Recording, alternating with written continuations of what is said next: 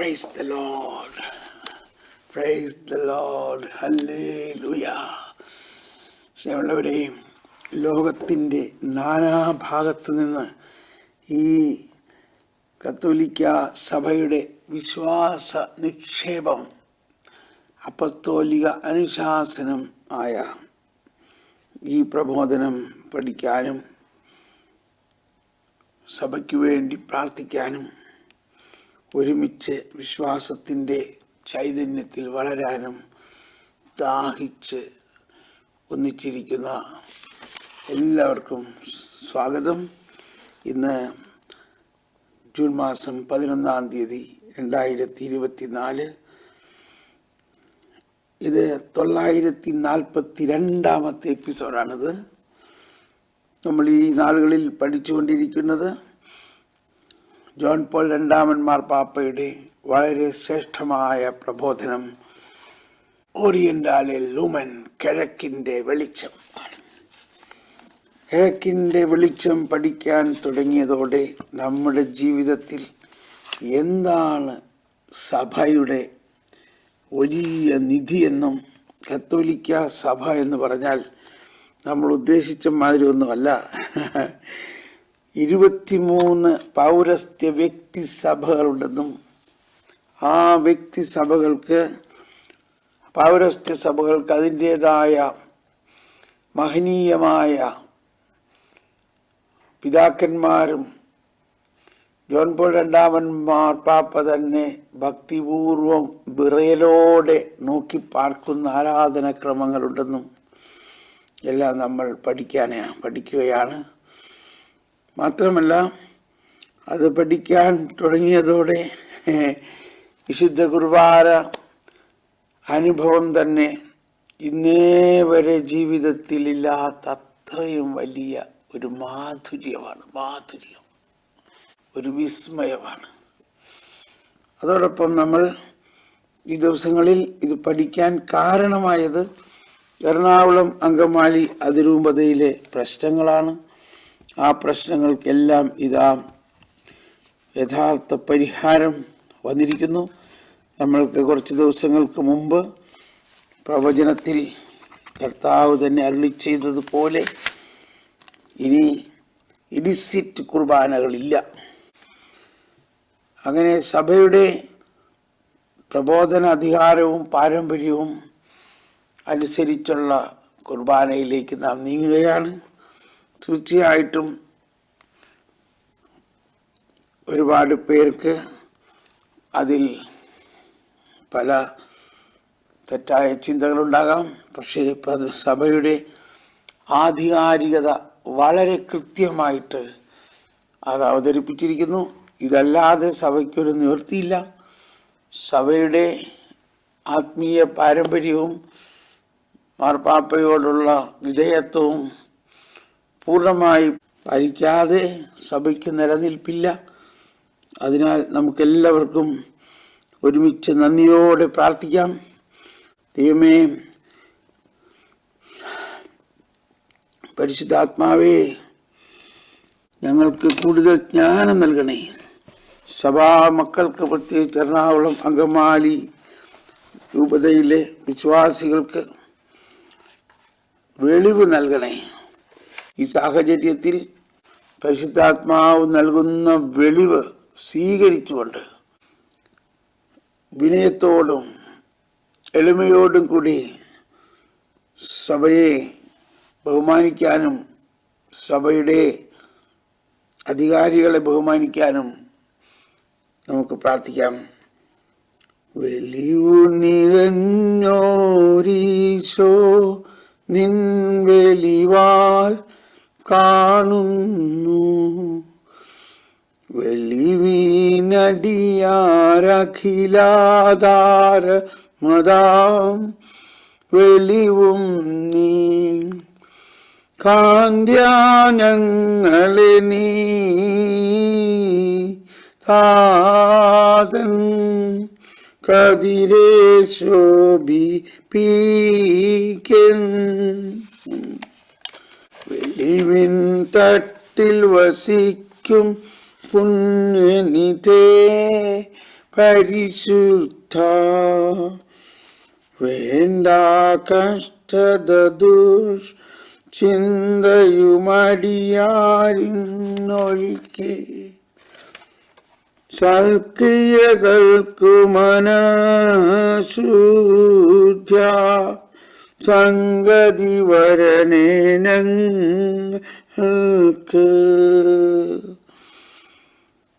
വെളിവു നിറഞ്ഞോരീശോ നിൻ വെളിവാൽ. കർത്താവേ, വെളിവ് നൽകണേ, ജ്ഞാനം നൽകണേ. എറണാകുളം അങ്കമാലി അതിരൂപതയിലെ എല്ലാ വൈദികർക്കും സന്യസ്തർക്കും ജ്ഞാനം നൽകണേ പരിശുദ്ധാത്മാവേ. സ്നേഹമുള്ളവരെ, ഇവിടെ ലത്തീൻ ആരാധനക്രമത്തിൽ ഇപ്പോൾ ഏലിയായുടെ പ്രാർത്ഥനയും ഏലിയ പ്രാർത്ഥിച്ചപ്പോൾ ഉണ്ടായ കാര്യങ്ങളുമാണ്. 1 രാജാക്കന്മാർ 17-ാം അധ്യായം. അതിൽ പറയുകയാണ്, ഞാൻ സേവിക്കുന്ന ഇസ്രായേലിന്റെ ദൈവമായ കർത്താവാണേ, വരും കൊല്ലങ്ങളിൽ ഞാൻ പറഞ്ഞല്ലാതെ മഞ്ഞോ മഴയോ പെയ്യുകയില്ല. ഇതാണ് ഏലിയ. കടന്ന് ഒച്ചയും ബഹളമൊന്നും ഉണ്ടാക്കിയൊന്നും പറയുന്നില്ല, കാറിക്കൂയൊന്നും പ്രാർത്ഥിക്കുന്നില്ല. ഏലിയ പ്രവചനവരം, ഏലിയാക്ക് കൊടുത്തിരിക്കുന്ന പ്രവചനവരം അനുസരിച്ച് ഏലിയ പ്രവചിക്കുകയാണ്, ഞാൻ സേവിക്കുന്ന ഇസ്രായേലിന്റെ ദൈവമായ കർത്താവാണേ. 1 രാജാക്കന്മാർ 17:1. വരും കൊല്ലങ്ങളിൽ ഞാൻ പറഞ്ഞല്ലാതെ മഞ്ഞോ മഴയോ പെയ്യുകയില്ല. കർത്താവ് ഏലിയായോട് അരുളി ചെയ്തു, നീ പുറപ്പെട്ട് ജോർദാന് കിഴക്കുള്ള കൊറീത്തരുവിക്ക് സമീപത്ത് ഒളിച്ചു താമസിക്കുക. നിനക്ക് അരുവിൽ നിന്ന് വെള്ളം കുടിക്കാം. ഭക്ഷണം തരുന്നതിന് കാക്കകളോട് ഞാൻ കൽപ്പിച്ചിട്ടുണ്ട്. അവൻ കർത്താവിന്റെ കൽപ്പന അനുസരിച്ച് ജോർദാന് കിഴക്കുള്ള കൊറീത്ത് നീർച്ചാലിലേക്ക് ചെന്ന് താമസിച്ചു. ഇതാണ് നമ്മുടെ പ്രശ്നം. നമ്മളോട് കർത്താവ് ഇങ്ങനെ അരുളി ചെയ്യുകയാണ്, നീ അവിടെ പോയി താമസിച്ചോ, വലിയ വരൾച്ച ഉണ്ടാകാൻ പോവുകയാണ്, എന്നാൽ നിനക്ക് ഭക്ഷണം തരാൻ കാക്കകളോട് ഞാൻ കൽപ്പിച്ചിട്ടുണ്ട് എന്ന് പറഞ്ഞാൽ നമ്മൾ എന്ത് പറയും? പിന്നെ കാക്കയോ? കാക്ക വന്നില്ലെങ്കിലോ? കാക്ക തരുമെന്ന് എന്തുറപ്പ്? കാക്ക എവിടെ നിന്ന് വരും? പിന്നെ കാക്കയൊക്കെ എങ്ങനെ ഭക്ഷണം കിട്ടും? ഇങ്ങനെയുള്ള ചിന്തകളായിരിക്കും നമുക്ക്. അതുകൊണ്ടാണ് നമ്മൾ പ്രവചനം ഉണ്ടായിട്ടും നമുക്കത് വിശ്വസിക്കാൻ പറ്റാത്തത്. കർത്താവ് നമ്മളിലൂടെ സംസാരിക്കുന്ന കാര്യങ്ങൾ കർത്താവ് ചെയ്യും എന്ന് വിശ്വസിക്കണം. കർത്താവ് പറയുകയാണ്, നിനക്ക് കാക്കയോട് ഞാൻ കൽപ്പിക്കും. ഇവിടെ അവൻ കർത്താവിന്റെ കൽപ്പന അനുസരിച്ച് ജോർദാന് കിഴക്കുള്ള കൊറീത്ത് നീർച്ചാലിനരികെ ചെന്ന് താമസിച്ചു. കാക്കകൾ കാലത്തും വൈകിട്ടും അവന് അപ്പവും മാംസവും കൊണ്ടുവന്ന് കൊടുത്തു. സാധാരണ ഭക്ഷണമല്ല, അപ്പവും ഇറച്ചിയും കാലത്തും വൈകിട്ടും. ഇത് നിങ്ങൾ വിശ്വസിക്കുന്നുവോ? കാക്കകൾ അപ്പവും ഇറച്ചിയും കൊണ്ടുവന്ന് കൊടുത്തു. വിശ്വസിക്കാൻ പറ്റുമോ? അരുവിൽ നിന്ന് അവൻ വെള്ളം കുടിച്ചു. മഴ പെയ്യായികയാൽ കുറെ നാൾ കഴിഞ്ഞപ്പോൾ അരുവി പറ്റി. തുടർന്ന് കർത്താവ് ഏലിയായോട് അരുളി ചെയ്തു, നീ സീദോനിലെ സറേഫാത്തിൽ പോയി വസിക്കുക. അവിടെ നിനക്ക് ഭക്ഷണം തരുന്നതിന് ഞാനൊരു വിധവയോട് കൽപ്പിച്ചിട്ടുണ്ട്. ഏലിയ സറേഫാത്തിലേക്ക് മടങ്ങി പട്ടണ കവാടത്തിലെത്തിയപ്പോൾ ഒരു വിധവ വിറക് ശേഖരിക്കുന്നത് കണ്ടു. അവൻ അടുത്ത് ചെന്ന് കുടിക്കാൻ ഒരു പാത്രം വെള്ളം തരിക എന്ന് പറഞ്ഞു. അവൾ വെള്ളം കൊണ്ടുവരാൻ പോകുമ്പോൾ അവൻ അവളോട് പറഞ്ഞു, കുറച്ച് അപ്പവും കൊണ്ടുവരിക. അവൾ പറഞ്ഞു, നിന്റെ ദൈവമായ കർത്താവാണേ, എൻ്റെ കയ്യിൽ അപ്പമില്ല. ആകെയുള്ളത് കലത്തിൽ ഒരു പിടി മാവും ഭരണിയിൽ അല്പമെണ്ണയുമാണ്. ഞാൻ 2 ചുള്ളി വിറക് പെറുക്കുകയാണ്. ഇതുകൊണ്ട് ഞാൻ അപ്പമുണ്ടാക്കി എനിക്കും എൻ്റെ മകനും കഴിക്കണം. പിന്നെ ഞങ്ങൾ മരിക്കും. ഇതാണ് നമ്മളും ചില സമയത്ത് വിചാരിക്കണം, അയ്യോ ഇനി എങ്ങനെ ജീവിക്കും, ആകെ വരൾച്ച, എങ്ങൊന്നും കിട്ടാനില്ല, ഭാവിയെക്കുറിച്ചൊരു പ്രതീക്ഷയില്ല. ഇവിടെ ഏലിയ അവളോട് പറഞ്ഞു, ഭയപ്പെടേണ്ട, നീ ചെന്ന് പറഞ്ഞതുപോലെ ചെയ്യുക. എന്നാൽ ആദ്യം അതിൽ നിന്ന് ചെറിയ ഒരപ്പം ഉണ്ടാക്കി എനിക്ക് കൊണ്ടുവരണം, പിന്നെ നിനക്കും മകനും വേണ്ടി ഉണ്ടായിക്കൊള്ളുക.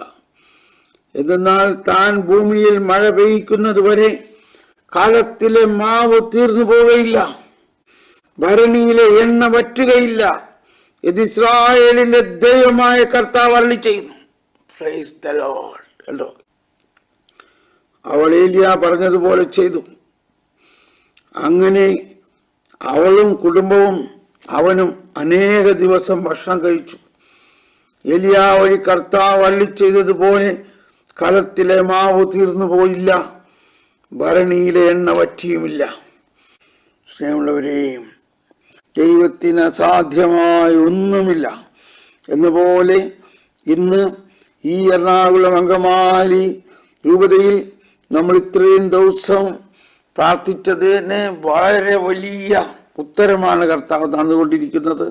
നമ്മൾ മാത്രമല്ല, ലോകമെമ്പാടും എല്ലാവരും പ്രാർത്ഥിച്ചു. നമ്മൾ കിഴക്കിൻ്റെ വെളിച്ചത്തിൻ്റെ പ്രബോധനത്തോടും കൂടി ഇതിനു വേണ്ടി പ്രാർത്ഥിച്ചു. ഈ പ്രാർത്ഥന കേൾക്കാതിരിക്കുമോ?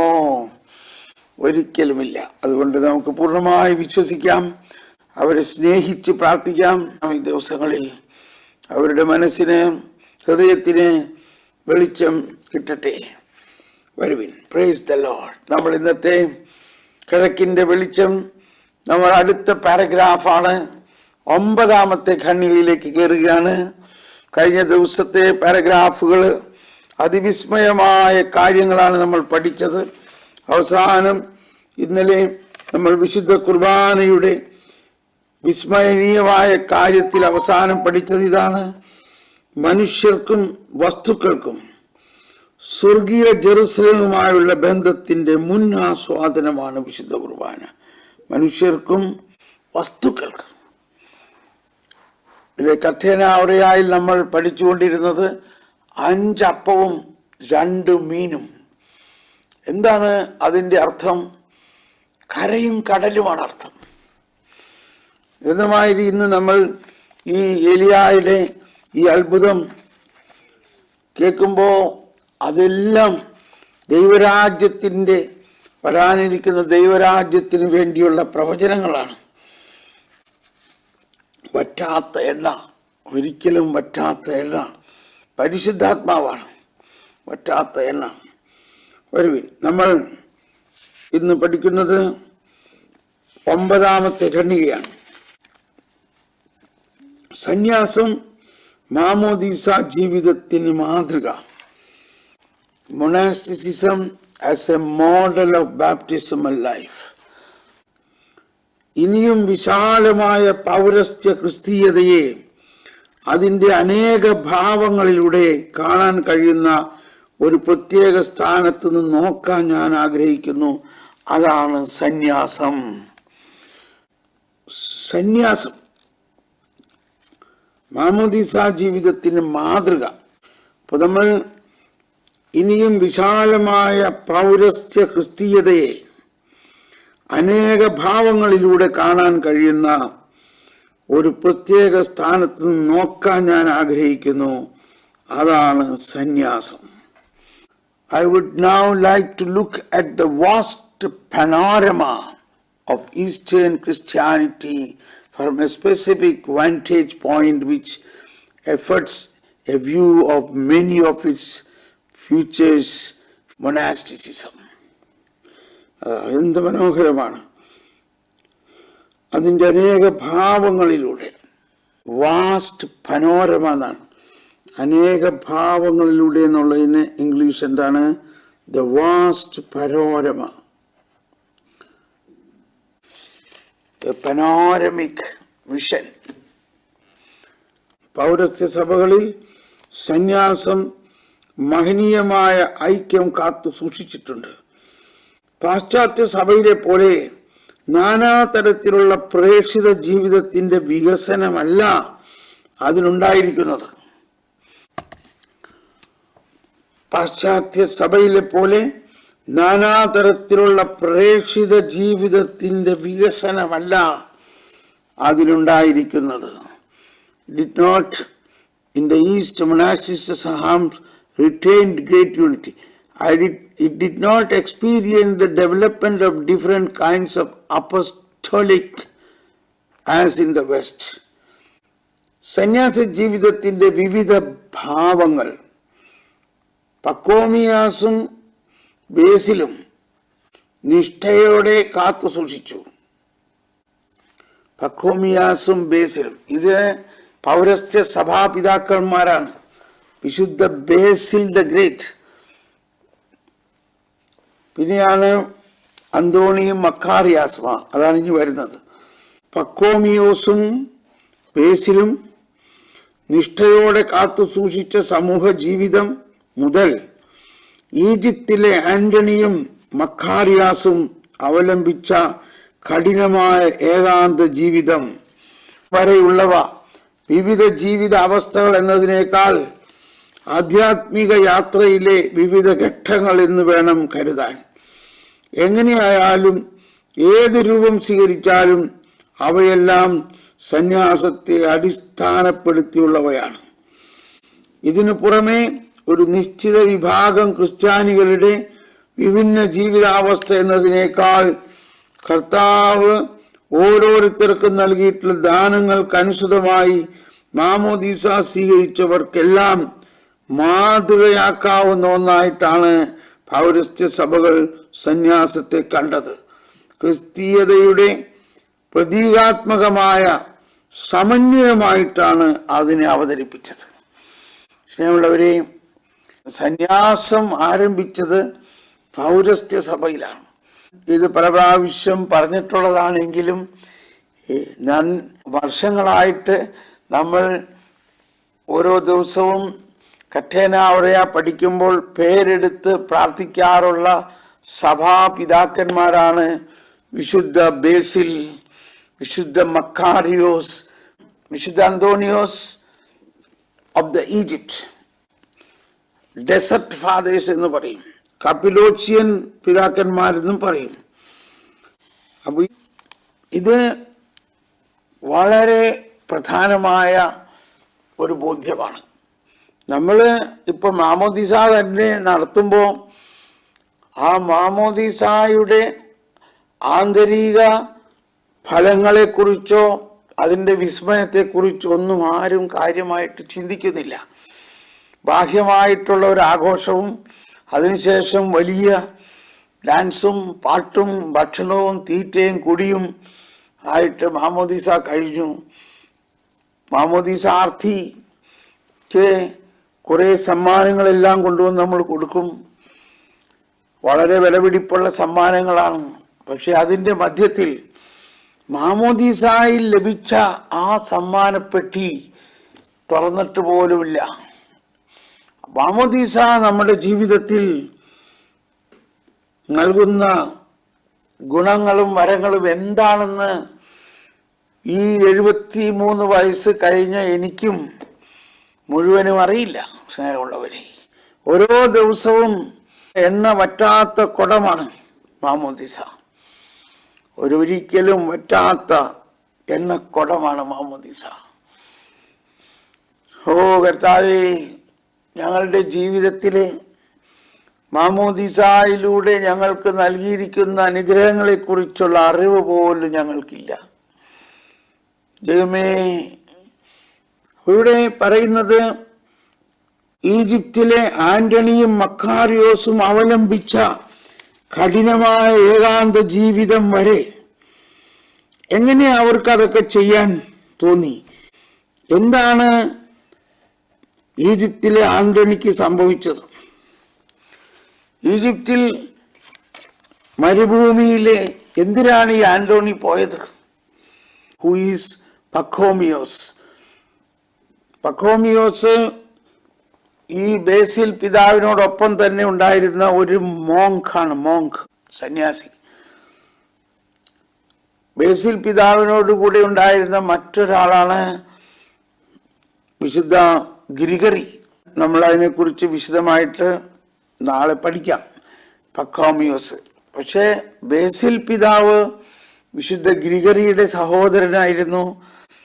അങ്ങനെ ആ വിശുദ്ധ ഗ്രിഗറിയും ബേസിൽ പിതാവും ബെസേലിയോസ് എന്ന് പറയും, അവരാണ് സന്യാസത്തിന് ഒരു രൂപരേഖയെല്ലാം എഴുതിയത്.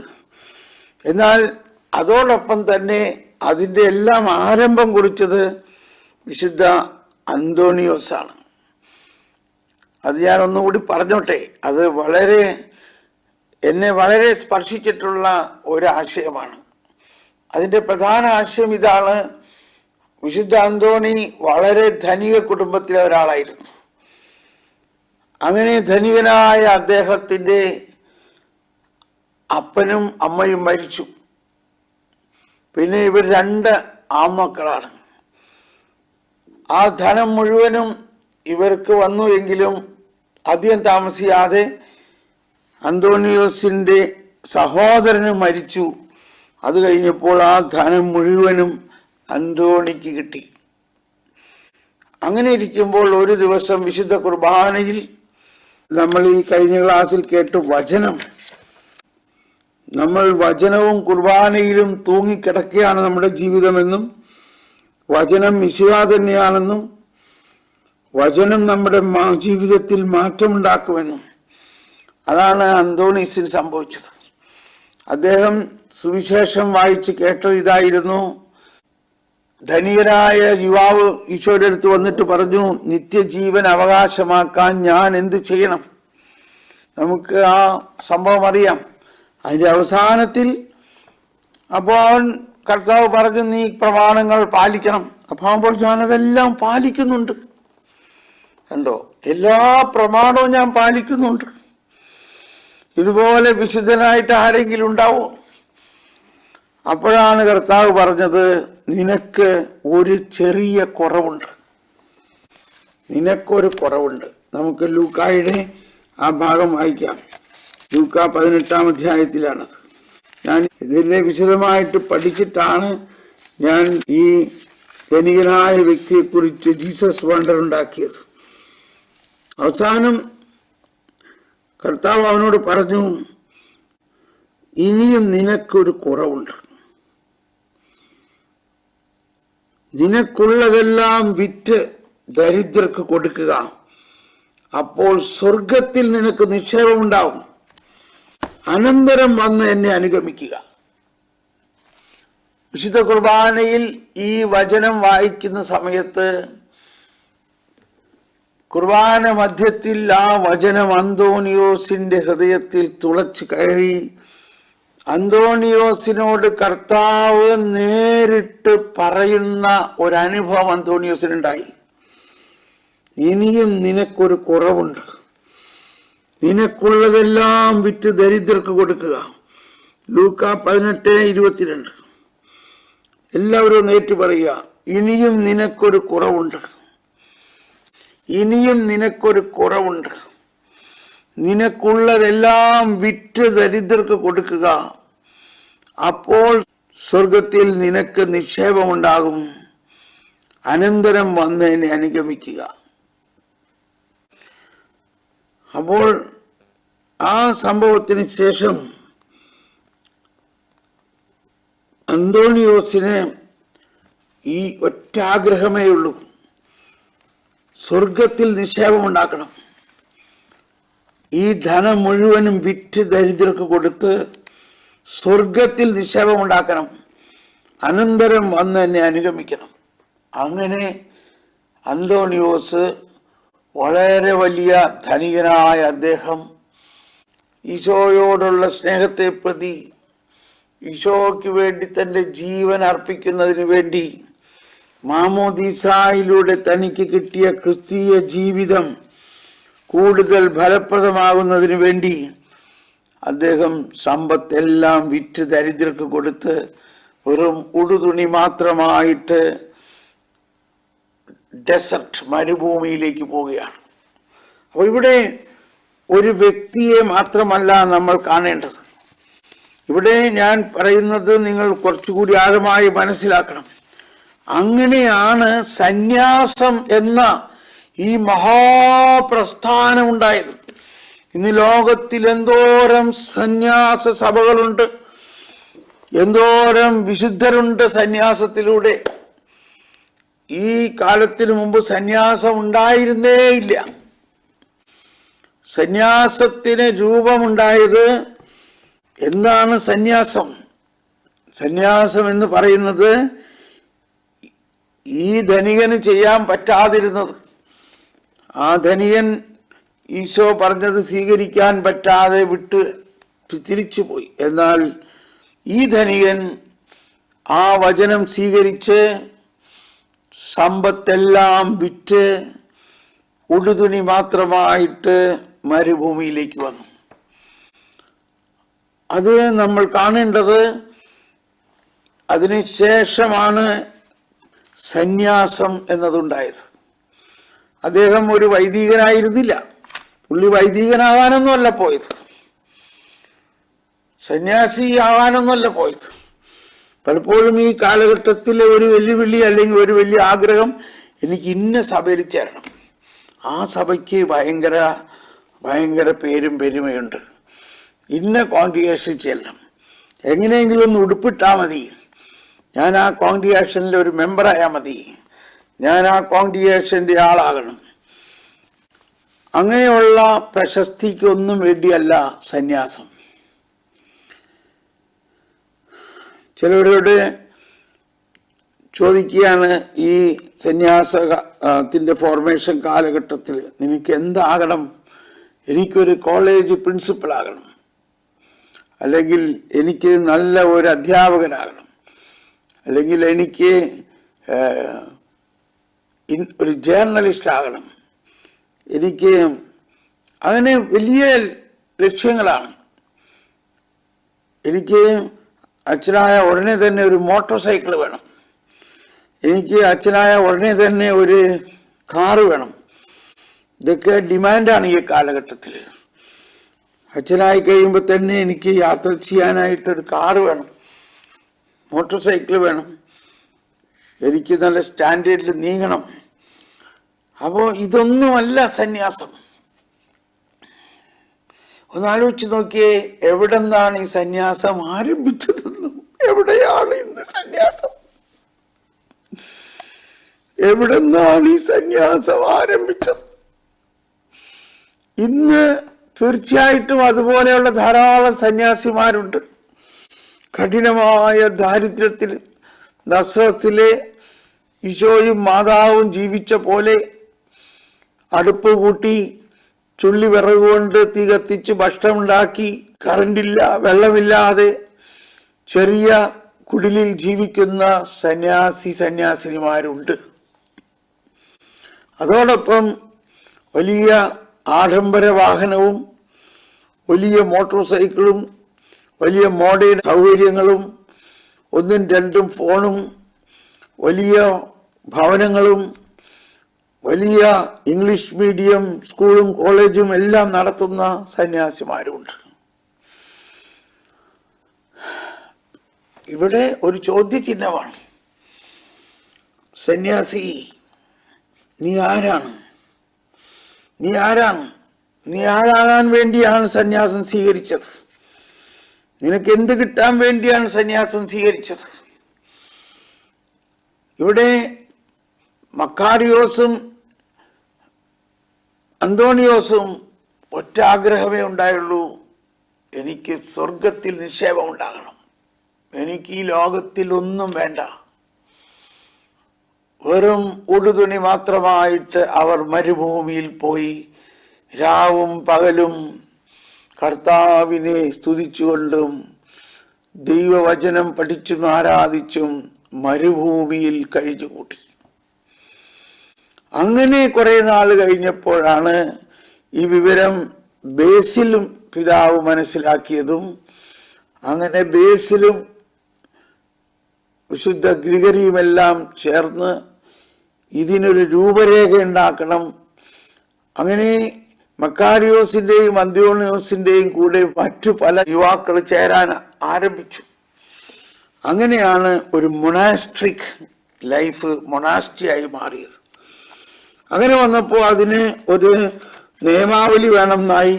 അങ്ങനെ ബേസിൽ ദ ഗ്രേറ്റ് ആണ് സന്യാസ ജീവിതത്തിൽ ഒരു നിയമാവലി ഉണ്ടാക്കി.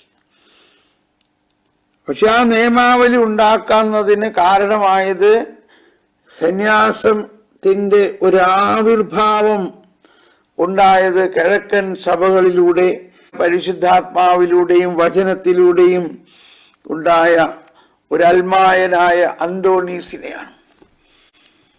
നമ്മൾ ഈ സഭയുടെ ആരംഭകാലത്ത് ഇതേമാതിരി ഒരു ക്ലർജി ഡൊമിനേഷൻ ഉണ്ടായിരുന്നില്ല. ഞാനത് പറയുന്നത് മാർപ്പാപ്പയുടെ വാക്കുകളാണ്.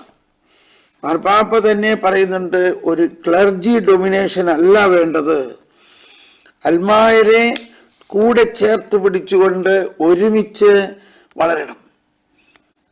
4 സുവിശേഷകരെ നോക്കുമ്പോൾ 4 സുവിശേഷകരിൽ 2 അപ്പസ്തോലന്മാരും 2 അൽമായരുമാണ്.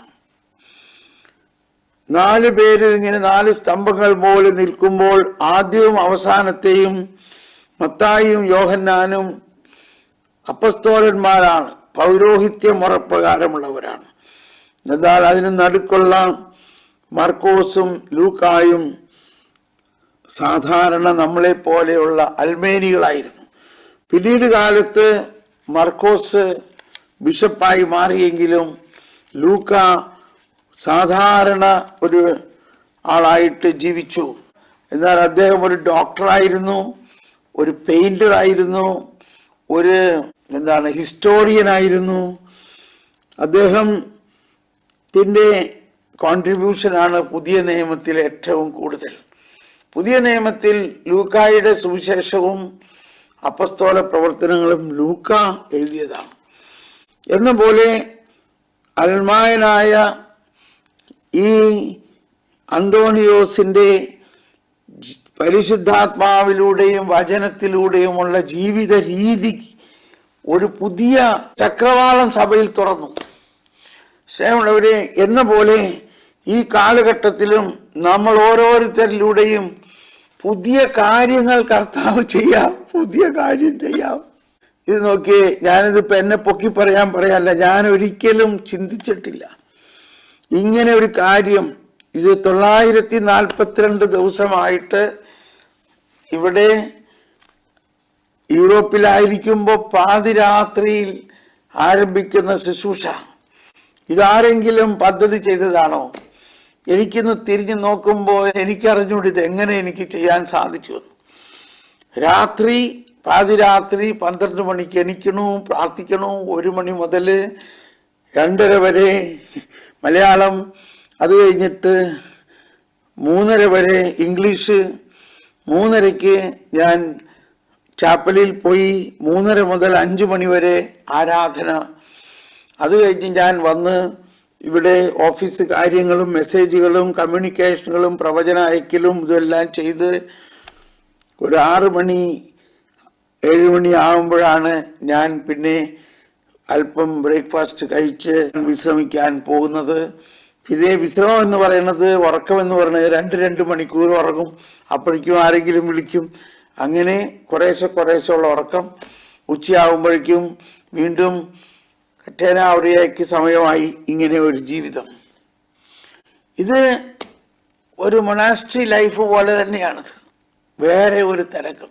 അവർക്ക് രാത്രിയെങ്കിലും സുഖമായിട്ട് കിടന്ന് ഉറങ്ങാം.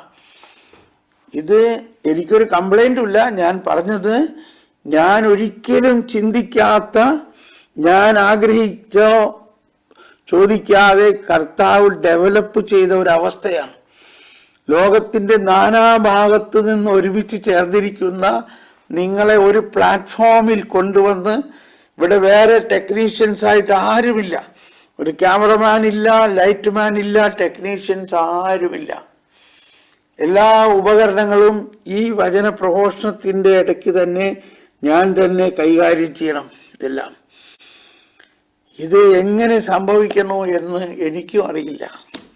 അപ്പോൾ ഞാനിത് പറഞ്ഞത് ഇതാണ്, നമ്മളിൽ ദൈവം നൽകിയിരിക്കുന്ന മാമോദീസായുടെ ഫലങ്ങൾ ദൈവം പുതിയ കാര്യങ്ങൾ ചെയ്യാൻ ഉപയോഗിക്കാം നമ്മൾ ഓരോരുത്തരിലൂടെയും.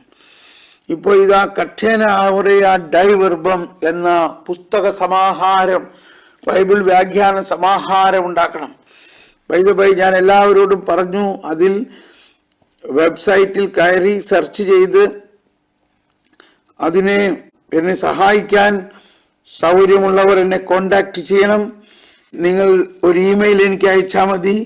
ആ ഇമെയിൽ ഇങ്ങനെയാണ്: kathena.auraya1@gmail.com. നിങ്ങളെ കുറച്ചൊക്കെ കമ്പ്യൂട്ടർ അറിയാവുന്നവരും ഈ പ്രോജക്റ്റിന് വേണ്ടി സഹായിക്കാവുന്നവരും, സഹായം ഇതാണ്: നമ്മുടെ കമ്പ്യൂട്ടറിലൂടെ വത്തിക്കാൻ വെബ്സൈറ്റിൽ ഞാൻ പറയുന്ന സൈറ്റിൽ കയറി ആ ഡോക്യുമെന്റ് വായിച്ച് അതിൽ സുവിശേഷത്തെക്കുറിച്ച് പറഞ്ഞിരിക്കുന്ന വ്യാഖ്യാനങ്ങൾ കോപ്പി ചെയ്ത് ഈ മെയിലിൽ അയക്കണം. ഇത്രയും ചെയ്താൽ മതി നിങ്ങൾ. പിന്നെ ഞാനതിവിടെ കൂട്ടി യോജിപ്പിക്കും. അപ്പോൾ നിങ്ങൾ അങ്ങനെ സന്നദ്ധതയുള്ളവർ എനിക്ക് ഒരു ഇമെയിൽ അയക്കുക, ഐ ആം റെഡി. പിന്നെ ബാക്കി ഞാൻ നിങ്ങളെ സഹായിക്കാം. നമ്മളിത് ഉടനെ ചെയ്യണം. ഇത് വരുവിൻ, നമുക്ക് നന്ദിയോടെ ഓർക്കാം. ഈ മക്കാരിയോസും അന്തോണിയോസിനെയും പോലെ സന്യാസത്തിൽ ഒരു നവീകരണം ഉണ്ടാകാൻ വേണ്ടി നമുക്ക് ഇപ്പോൾ തന്നെ ഒന്ന് പ്രാർത്ഥിക്കാം. സന്യാസത്തിൽ നവീകരണം ഉണ്ടാകണം. അന്ന് ആരംഭിച്ച ആ സന്യാസം ഇന്ന് ഈ കാലഘട്ടത്തിൽ മാർപ്പാപ്പ തന്നെ ഒരു സന്യാസിയായ മാർപ്പാപ്പയാണ് നമുക്ക് ഈ സമയത്ത് കിട്ടിയത്. ഫ്രാൻസിസ് മാർപ്പാപ്പ ഒരു സന്യാസിയാണ്. ഈശോ സഭക്കാരനായ മാർപ്പാപ്പ സന്യാസിയായ ഒരാളെ മാർപ്പാപ്പയായി നമുക്ക് ലഭിച്ചു. എന്നാൽ ഈ സന്യാസി ഈശോ സഭക്കാരൻ മാർപ്പാപ്പയായി കഴിഞ്ഞപ്പോൾ തീരുമാനിച്ചത്, പരിശുദ്ധാത്മാവ് അദ്ദേഹത്തെ തോന്നിപ്പിച്ചത്, ഈശോ സഭക്കാരൻ മാത്രമായ പോരാ, ഫ്രാൻസിസ്കൻ സഭക്കാരനാകണം, ദാരിദ്ര്യം അനുഭവിക്കണം, മക്കാരിയോസിനെയും അന്തോണിയോസിനെയും പോലെ ഒന്നുമില്ലാത്തവനാകണം. അങ്ങനെ ഫ്രാൻസിസ് എന്ന പേര് സ്വീകരിച്ചു. ഫ്രാൻസിസ് ഒന്നാമൻ. 800 വർഷമായിട്ടും ഈ ഫ്രാൻസിസിന്റെ പേര് മറ്റാരും സ്വീകരിച്ചിട്ടുണ്ടായില്ല. അങ്ങനെ ഈ കാലഘട്ടത്തിൽ ദാരിദ്ര്യത്തിനൊന്നാം സ്ഥാനം കൊടുത്തുകൊണ്ട്, ദാരിദ്ര്യത്തിലൂടെ മാത്രമേ ക്രിസ്തുവിന്റെ പൂർണ്ണ അനുഭവം ഉണ്ടാവുള്ളൂ, സ്വർഗത്തിൽ നിക്ഷേപം ഉണ്ടാവുള്ളൂ. ദരിദ്രരെ ഓരോരുത്തരെയും മറ്റ് ഒരു ക്രിസ്തുവായിട്ട് കണ്ട് അവരുടെ കാല് കഴുകി മുത്തുന്ന മാർപ്പാപ്പ. അങ്ങനെ തൻ്റെ പാപ്പൽ റെസിഡൻസ് വരെ ഉപേക്ഷിച്ചു. മാർപ്പാപ്പയുടെ ആ ആഡംബര കാറും ആഡംബര വസതിയും എല്ലാം ഉപേക്ഷിച്ച് സാധാരണ ഒരു ചെറിയ ഫ്ലാറ്റിൽ തന്നെത്താൻ അത്യാവശ്യം ഭക്ഷണം പോലും ഉണ്ടാക്കി കഴിയുന്ന ഒരു ദാരിദ്ര്യ അനുഭവം. സ്നേഹമുള്ളവരെ, നമ്മളെ ദരിദ്രരെ എന്തെല്ലാം സഹായിച്ചത് കൊണ്ടൊന്നും പോരാ, ദരിദ്രനാകുക എന്നുള്ളതാണ് പ്രധാന വിഷയം.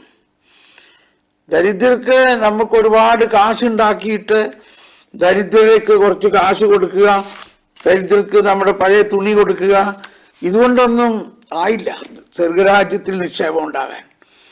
അതൊക്കെ ചെയ്തോളൂ, പക്ഷേ ദരിദ്രനാകുക, അത് നമ്മളിവിടെ പഠിച്ചു. ആ ആത്മാവിന്റെ ദാരിദ്ര്യം, ആത്മാവിൽ ദരിദ്രർ ഭാഗ്യവാന്മാർ എന്ന് പറയണം. നമ്മൾ സ്വയം ഒരു ദരിദ്രനാകാൻ സാധിക്കണം.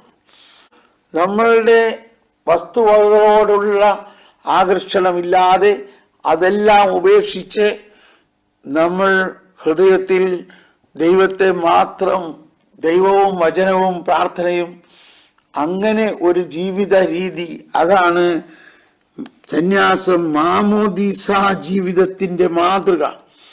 വരുവിൻ, നമുക്കൊന്ന് പ്രാർത്ഥിക്കാം.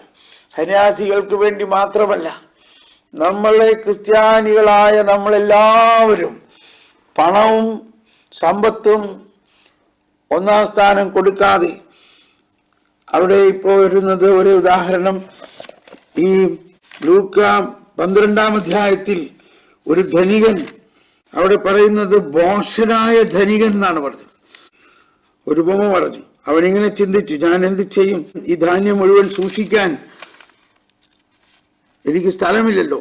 അവൻ പറഞ്ഞു, ഞാൻ ഇങ്ങനെ ചെയ്യും, എൻ്റെ കളപ്പുരകൾ പൊളിച്ച് കൂടുതൽ വലിയ പണിയും, അതിലെൻ്റെ ധാന്യവും വിഭവവും സംഭരിക്കും. അനന്തരം ഞാൻ എൻ്റെ ആത്മാവിനോട് പറയും, ആത്മാവേ, അനേകം വർഷത്തേക്ക് വേണ്ട വിഭവങ്ങൾ നിനക്കായി സംഭരിച്ച് വിട്ടിരിക്കുന്നു. വിശ്രമിക്കുക, തിന്നു കുടിച്ച് ആനന്ദിക്കുക. സ്നേഹമുള്ളവരെ, ഇതല്ലേ ഇന്നത്തെ അവസ്ഥ?